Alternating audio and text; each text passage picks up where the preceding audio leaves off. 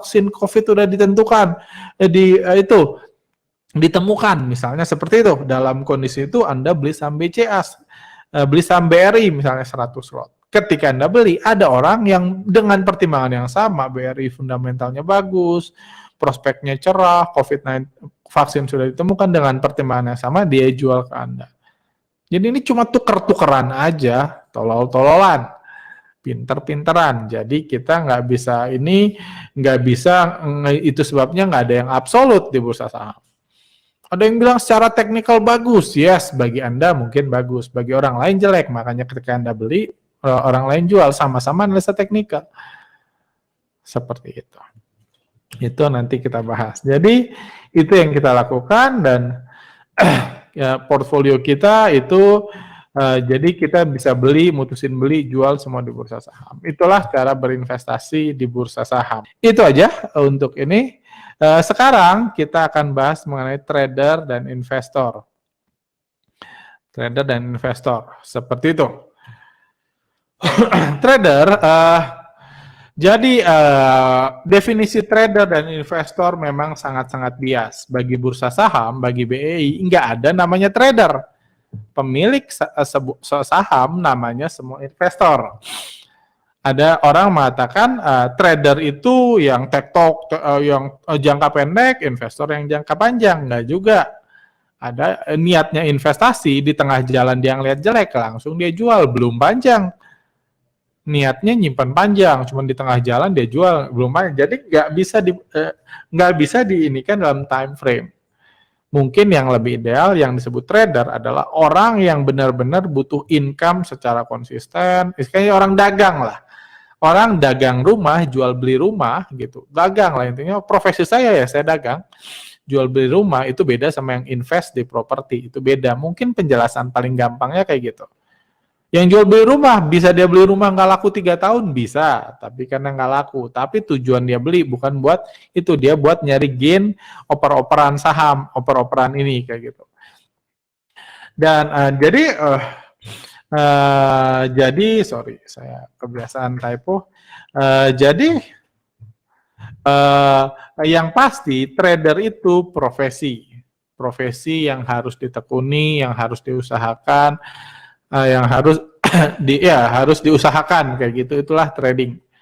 Trading itu profesi, dan sementara sama kayak pembalap kayak gitu. Pembalap, trading itu profesi. Sementara investor, Anda bisa punya profesi lain, Anda bisa sukses di lain, cuman Anda pengen mendapatkan keuntungan di bursa saham tanpa ada time frame yang harus dikejar. Tanpa ada time frame yang harus dikejar, tanpa ini gitu. Kalau orang time frame-nya nggak kekejar, misalnya target saya sebulan dapat 10 juta. Kalau 5 bulan berturut-turut nggak pernah dapat 10 juta, dia bisa mundur sebagai trader. Tapi dia tetap bisa jadi investor. Investor nggak punya time frame. 3 bulan, 2 minggu, seminggu, atau bahkan di strategi dia, saya beli itu saya mau tidur kalau Keng Hong. Kayak gitu, punya strategi seperti itu. Jadi yang pasti saya yakin mayoritas orang bisa sukses jadi investor. Kalau Anda nggak dikejar target profit sekian, target ini sekian. Kalau nggak, Anda nggak harus mundur dari investasi saham. Kalau nggak mencapai target sekian, saya yakin orang bisa. Kayak gitu, asal dia belajar dengan baik, ini dengan baik. Kayak gitu, karena seperti itu. Naik motor sama jadi pembalap motor itu berbeda. Berinvestasi saham nggak harus trading saham, sama kayak naik motor nggak harus jadi pembalap motor. Untuk bisa naik motor tentunya lebih mudah. Untuk fokusnya cuma beli saham, someday untung, someday itu bisa kapan aja, terserah bandarnya tentunya, itu lebih mudah. Kayak misalnya kayak orang beli motor, dia bisa naik sepeda, belajar naik motor, punya SIM, udah bisa naik motor. Sementara untuk jadi pembalap, tentunya pertama harus passion di bidang balap motor. Kalau Anda mau jadi trader harian yang menggantungkan semua income Anda, masa depan Anda sebagai trader, Anda harus punya passion, Anda harus senang dunia ini. Senang dunia ini kayak gitu. Saya pribadi di awal-awal jadi full time trader saya senang banget. Lama-lama saya bosan banget, saya nggak ketemu orang, saya cuma urusan sama grafik, sama lama-lama saya bosan banget. Kayak gitu. Itu sebabnya saya buat perusahaan CTS, saya nulis dan lain-lain. Itu salah satu alasannya karena saya bosan banget kalau cuma trading. Kayak gitu. Saya ngajar, saya suka nulis, kadang buat video YouTube dan lain-lain. Itu alasan saya. Nah, seperti itu. Harus punya bakat dan pengalaman, harus kondisi fisik dan mental yang memadai itu untuk jadi pembalap. Untuk jadi trader pun seperti itu.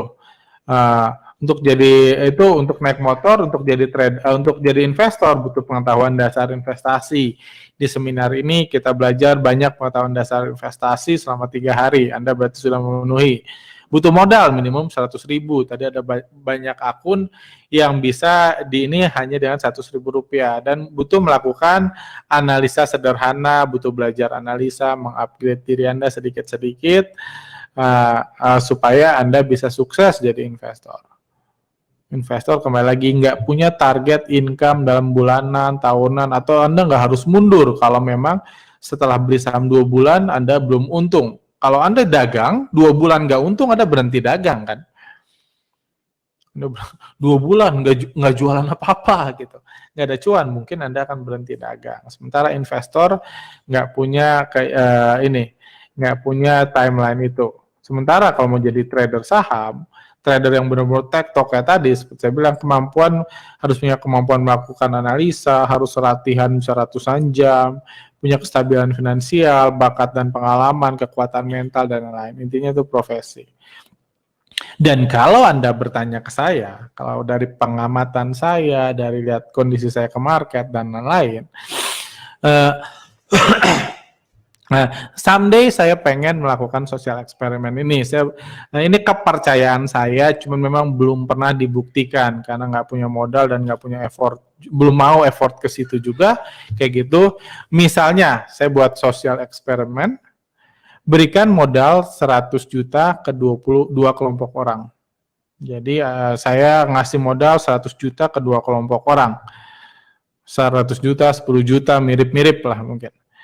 Nah, kelompok 1 adalah 100 orang yang diminta memilih 10 saham untuk dibeli dan simpan selama 50 tahun.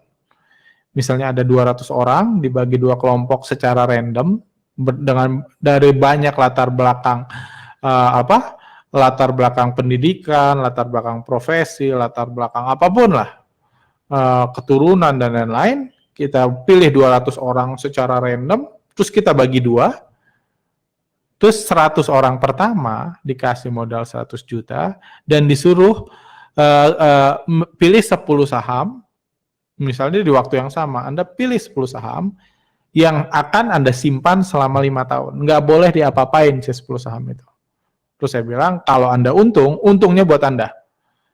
Uang 100 juta, kalau dalam 5 tahun jadi 200 juta, 100 jutanya buat yang milih 10 saham itu. Kayak gitu. Buat kelompok itu. Kayak gitu, tunggu 5 tahun. Jadi dia cuma milih 10 saham dan tunggu 5 tahun. Di sisi lain, kelompok kedua, 100 orang dikasih modal 100 juta juga, diminta Anda trading setiap hari selama 5 tahun. Untungnya di tahun kelima akan jadi milik Anda. Semua untung yang terkumpul tahun kelima jadi milik Anda. Jadi 2 sosial eksperimen, orang dan latar belakang sama, jumlah yang sama, modal yang sama, 1 diminta trading setiap hari selama 5 tahun, untungnya semua dikasih ke dia, 1 diminta beli 10 saham di awal eksperimen dan akan dijual di akhir eksperimen di 5 tahun ke depan. Jadi time frame-nya sama, modalnya sama, cuma 1 disuruh tektok tiap hari kewajibannya, 1 disuruh beli simpen 5 tahun. Mana yang lebih untung setelah 5 tahun? Kalau di total jumlah asetnya setelah 5 tahun, mana yang diuntung? Saya sangat yakin kalau pilihannya kayak gini dan kita anggap itu orang 200-200-nya belum pernah trading saham, 1 hanya tektok cari untung sendiri, 1 ini saya yakin, sangat yakin kalau di total modalnya, jumlah modal dan untungnya, kalau di total saya sangat yakin kelompok pertama yang menang. Sayang, so far belum ada yang bisa melakukan eksperimen ini, karena salah satu yang paling susah adalah nyuruh orang komitmen trading selama 5 tahun untuk social eksperimen. Kayak gitu. Jadi saya sangat yakin yang menang ini dari pembelajaran, pengalaman, cerita orang, dan lain-lain. Jadi sederhananya trading memang lebih mudah. Orang bilang kenapa? Yes, karena orang trading itu selalu short term minded. Oh, itu sebabnya banyak orang yang selalu berusaha memprediksi besok harga saham naik atau turun. Naik sampai berapa? Bisa turun lagi nggak? Karena selalu short term minded. Karena harga saham mungkin trennya kayak gini. Trennya naik, orang pikir daripada gitu, daripada saya nunggu beli kayak gini untung, mendingan saya maksimumin. Saya trading jangka pendek, buy di sini, sell di sini, buy lagi di sini, sell lagi di sini, buy lagi di sini, sell lagi di sini, gitu terus. Buy, sell, buy, sell, buy, sell, buy, sell, ngerasa lebih untung. Itu tadinya rencananya. Kayak gitu. Harapannya seperti itu. Tapi kenyataannya seringkali bertolak belakang. Buy di atas, cut loss. Naik, buy lagi, cut loss. Naik, buy lagi, cut loss. Nggak sesederhana itu. Bisa trading jangka pendek itu sebenarnya itu profesi, butuh komitmen, butuh kemampuan menganalisa dan lain-lain kayak gitu. Jadi pemikiran jangka pendek dalam trading itu seringkali menyusahkan kita karena salah satu kendala terbesar adalah emosi kita. Naik turun otak manusia, kalau Anda ikut workshop psikologi trading, dijelaskan otak manusia nggak didesain buat trading. Jadi butuh latihan keras, butuh ini. Kayak gitu. Kembali lagi, trading itu definisi di sini adalah anggaplah full time trader, orang yang menggantungkan hidupnya dalam trading. Seperti itu.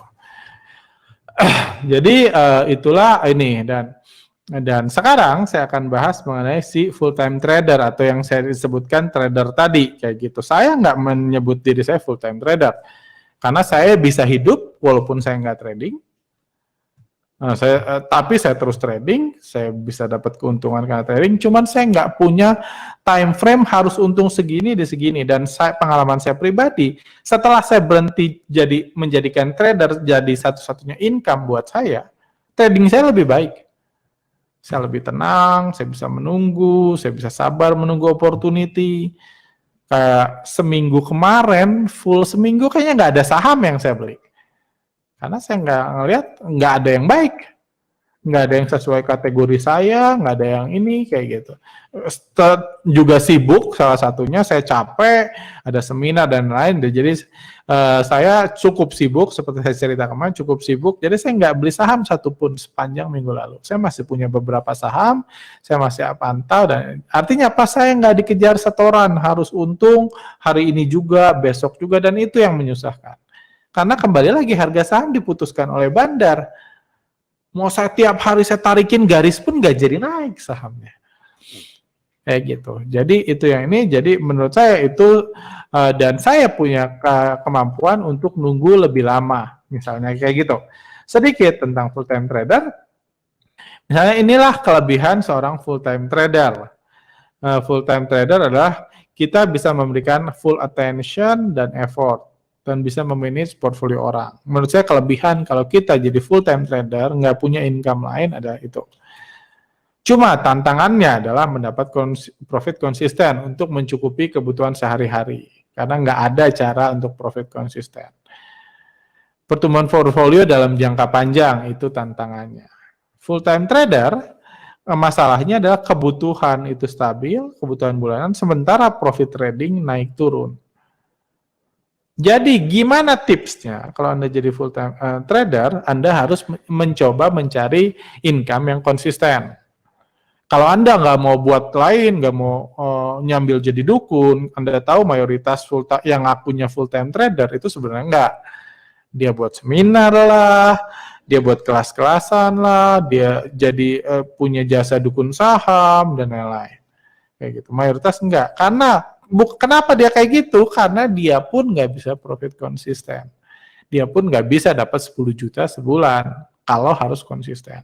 Jadi dia jadi fee pengelolaan nasabah. Fund manager itu pun mereka dapat duitnya dari pengelolaan dana nasabah kayak gitu. Atau kalau Anda benar-benar idealis atau Anda benar-benar sakti, Anda yakin mau jadi full time trader, Anda pun tetap nggak bisa dapat profit konsisten. Apa yang harus Anda lakukan? Anda ambil pengeluaran Anda dari portfolio trading